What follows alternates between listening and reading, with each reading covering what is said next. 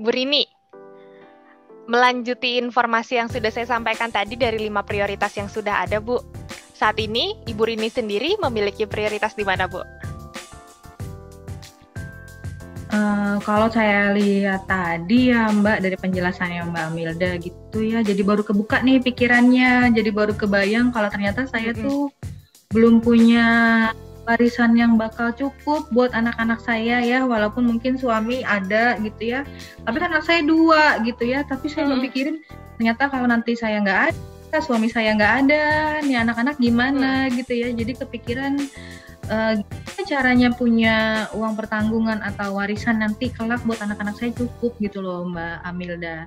Belum kepikiran sampai situ sampai saat ini tuh. Nah, di sini Bu, saya akan membantu Ibu. Mungkin banyak sekali informasi dari agen asuransi atau insurance advisor gitu ya, yang mau Ibu punya duit berapa atau sanggupnya bayarnya berapa. Sebelum ngomongin kayak gitu, sebenarnya kita harus sadar dulu Bu, gitu ya. Kita harus sadar sebenarnya berapa sih kebutuhan setiap bulannya, gitu. Kita harus melihat dulu Bu, pengeluaran kita setiap bulan itu juga harus kita kalikan. Paling tidak adalah 200 kali dari pengeluaran Bu, yang Ibu keluarkan setiap bulan, yang untuk standar kehidupan Ibu sehari-hari gitu ya Bu, termasuk salah satunya adalah kebutuhan yang dimiliki oleh putra-putri Ibu gitu. Dan mungkin suami di sini juga membantu, tapi memiliki concern yang lain.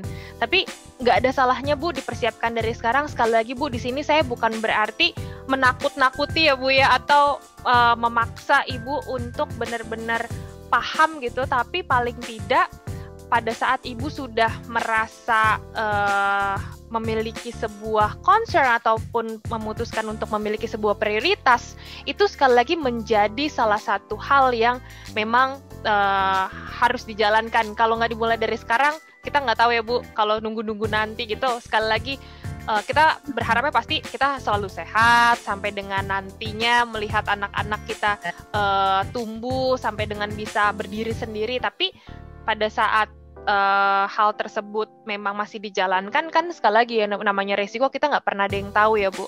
Nah, balik lagi Bu, bahwa sebenarnya kebutuhan atau pengeluaran yang Ibu keluarkan itu bisa dijadikan standar kehidupan Ibu dengan keluarga. Nah, sebelum itu Bu, saya mau tanya sama Ibu dulu nih, mohon maaf sekali Bu, ini mungkin Ibu merasa ini sebuah privacy gitu ya Bu, tapi karena di sini saya bertugas untuk membantu Ibu, saya mau tanya sedikit Bu, kalau dilihat dari pengeluaran Ibu setiap bulan, kira-kira berapa sih Bu pengeluaran Ibu setiap bulan, supaya saya akan bantu catat dan akan saya bantu menghitung sebenarnya berapa sih. Tadi Ibu ngomongin warisan ya Bu, persiapan untuk apabila terjadi resiko, manfaat yang bisa didapatkan oleh ahli waris, yaitu adalah anak-anak Ibu, itu berapa? Berapa Bu kira-kira setiap bulan? Untuk intinya buat semuanya sebulan. Betul. Keluarga Ibu setiap bulannya tuh berapa sih memiliki pengeluaran setiap bulannya Bu? Saya sih ya, kalau karena masih banyak cicilan, rumah, mobil, segala macam pengeluaran sekolah anak, paling sebulan itu kita bisa ngabisin sekitar 30 juta Mbak. Wah, nggak kecil kan Bu, 30 juta ya Bu pastinya. Carinya susahnya setengah mati gitu kan. Kebayang nggak Bu, kalau misalkan Ibu amit-amit terjadi resiko kepada Ibu sebagai pencari nafkah, kebayang nggak? Apakah mungkin anak Ibu akan mengcover gitu ya pengeluaran yang harusnya dikeluarkan sama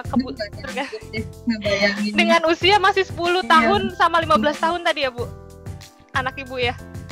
Iya betul Mbak. Usianya. Iya betul sekali. Makanya itu yang sebenarnya kita sebagai manusia di sini, Ibu langsung ngebayangin ya Bu. Aku saya, oh ya benar juga ya, selama ini tidak kepikiran sejauh itu gitu, karena kan saya mikir masih ada penghasilan, masih ada suami juga buat bantu pembayaran ini itu gitu. Terus saya mulai pusing nih Mbak Amilda kasih tahu kenyataan hidup ya kayak gini ya. Oke. Gitu Bu. Kepikiran anak-anak saya mau gimana gitu nanti. Nah, kalau misalnya ini simpelnya Bu, dari saya coba sambil catat ya Bu ya, 30 juta tadi setiap bulan. Itu saat ini ya Bu. Tapi kan sekali lagi tadi saya sampaikan bahwa setiap tahunnya pasti ada kenaikan nilai uang atau inflasi gitu ya Bu. Yang kita nggak bisa tuh stop itu gitu, karena memang pada prinsipnya inflasi itu terus terjadi gitu. Dengan pengeluaran yang kita keluarkan sekarang bisa jadi di tahun ke depan itu bertambah lagi Bu nilainya gitu ya. Nah itu yang harus dipersiapkan juga. Jadi paling tidak saat ini dengan Ibu sadar bahwa pengeluaran setiap bulannya 30 juta setiap bulan yang Ibu keluarkan untuk kebutuhan keluarga, untuk mencapai kehidupan yang seperti saat ini, paling tidak Ibu harus mempersiapkan sekitar 200 kali lipat dari pengeluaran Ibu. Itu apa? Gitu. Wah, Ibu jangan ngomongin besar sekali Bu, karena dampaknya atau impactnya Bu itu akan dirasakan oleh keluarga. Salah satunya adalah anak yang mungkin ditinggalkan apabila terjadi resiko dari orang tuanya sebagai pencari nafkah ya Bu, khususnya ya Bu di sini. Karena kenapa? Kebayang nggak sih Bu? Ini jangankan buat anak ya Bu, buat suami aja yang memang masih juga mencari nafkah gitu ya Bu, itu juga dirasakan. Namanya orang kehilangan, orang ditinggalkan. Kebayang nggak Bu itu stresnya, pusingnya, ditinggalkan. Mungkin hal-hal yang ngomongin finansial belum kebayang. Nah, pada saat makin berjalannya waktu, kan nggak bisa terus-terusan sedih, nggak bisa terus-terusan terpuruk gitu ya Bu. Hidup tetap berjalan, harus tetap makan, harus tetap membayar cicilan. Karena sekali lagi, siapa yang mau bayar cicilan kita? Apakah keluarga yang kita tinggalkan, atau justru kita malah menjual aset yang sudah kita miliki pada saat kita bekerja sebelumnya gitu ya Bu. Nah kita juga nggak mau seperti itu. Nah ini saya akan bantu Ibu menghitungkan. Jadi setiap bulannya 30 juta, kita akan kalikan 200 kali. Itu sekitar 6 miliaran Bu. Memang jumlahnya besar sekali. Itu prinsip sedikit aja Bu. Nah tapi kan paling enggak kan sekarang kan Ibu kebayang bahwa kenapa harus 200 kali gitu. Karena sekali lagi paling tidak uang tersebut yang Ibu tinggalkan itu bisa dimanfaatkan atau menjadi penopang hidup untuk sekali lagi adalah keluarga yang ditinggalkan pada saat risiko itu terjadi. Anytime Bu, kita nggak pernah ada yang tahu kapan akan terjadi risiko tersebut.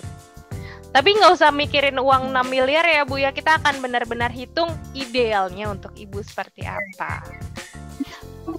Kak Milda bilang 6 miliar, ini gimana cara ngumpulinnya? Itu kalau kita hitung Bu, kalau kita hitung. Tapi kan paling tidak kita menghitungnya adalah sekarang usia anak Ibu 15 tahun. Coba kita lihat usia anak Ibu 15 tahun sekarang, kapan sih anak Ibu bisa berdiri sendiri? Let's say 18 tahun akan memulai kuliah. Di umur 21 tahun, ya perhitungan dasarnya ya Bu, di usia 20 sampai 22 tahun anak Ibu sudah mulai mencari kerja. Pastinya mencari penghasilan untuk menghidupi dirinya sendiri yang seperti itu. Itu kan juga akan mengurangi beban yang harusnya dibayarkan oleh keluarga.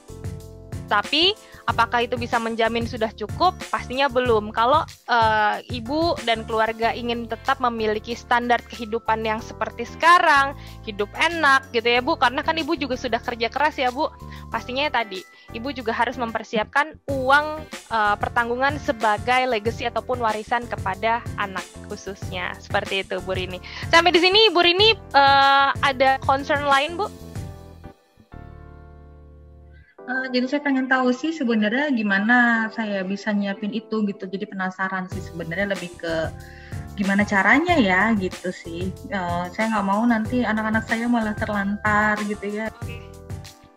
Oke Bu Rini, bisa ditaruh di deposito yang dimana setiap tahunnya kan kalau kita lihat adalah ada bunga deposito yang memang flat ya Bu.